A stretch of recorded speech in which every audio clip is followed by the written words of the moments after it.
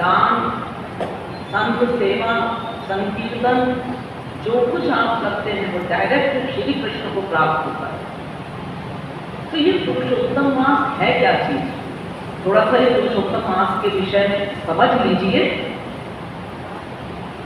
अगर ज्योतिषीय गणना से देखें तो ज्योतिष के अनुसार चंद्र वर्ष 354 दिन का होता है और सौर वर्ष देखें तो 365 दिन का होता है। उसको एक वर्ष कहते हैं, एक साल कहते हैं।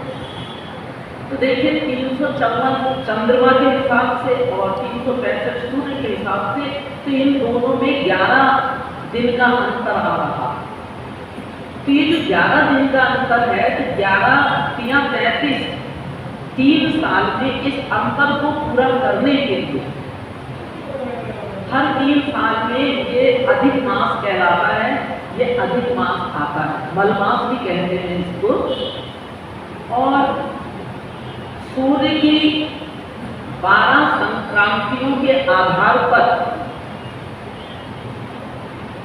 एक वर्ष में 12 महीने होते हैं। सूर्य की 12 संक्रांति होती है तो एक वर्ष में 12 महीने होते हैं। लेकिन ये तो अधिक मास है, तो इसमें सूर्य की संक्रांति नहीं होती, इसलिए इस महीने में कोई भी मांगलिक कार्य नहीं होते हैं संसार के। और देखिए जो सूर्य के 12 संक्रांति हैं एक वर्ष के भीतर, इसीलिए एक साल में 12 महीने होते हैं। तो प्रत्येक महीने का एक जो है वो देवता होता है, एक शासक होता है।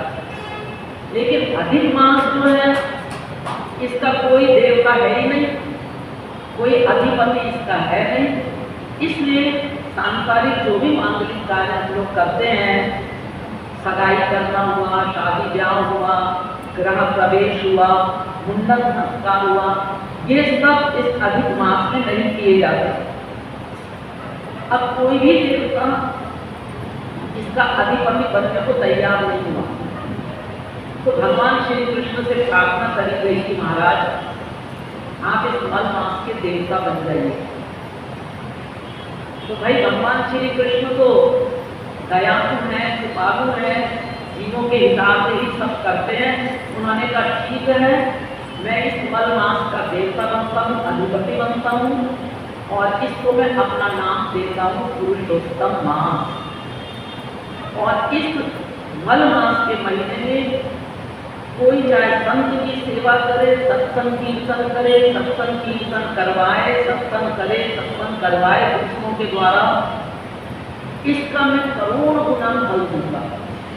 यद्यपि किसी भी महीने में हम सत्संग कीर्तन करें, भगवान नाम लें, भगवान का गुणानुवाद करें, तो उसका हमको शुभ फल ही मिलता है। चूंकि इस महीने के अधिदेवता जो है, अधिपति जो है, वो श्री कृष्ण स्वयं है, इसलिए वो इसको करोड़ों गुना फल देते हैं।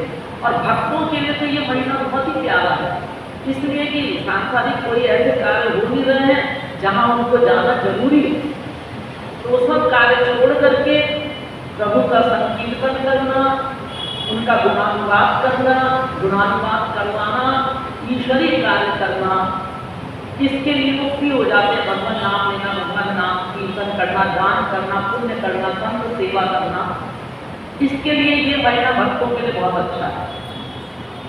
तो इस महीने में आप जो कुछ भी दान पुण्य करेंगे या जो भी कीर्तन कर रहे हैं, भगवान का गुण गा रहे हैं, उनकी लीलाओं का चिंतन कर रहे हैं, इसका आपको करोड़ों गुना फल देंगे श्री कृष्ण। ये श्री कृष्ण ने स्वयं कहा, ये ऐसा विधान बना दिया उन्होंने वेदों में। तो पुरुषोत्तम मास कितने भाग्यशाली हैं आपको।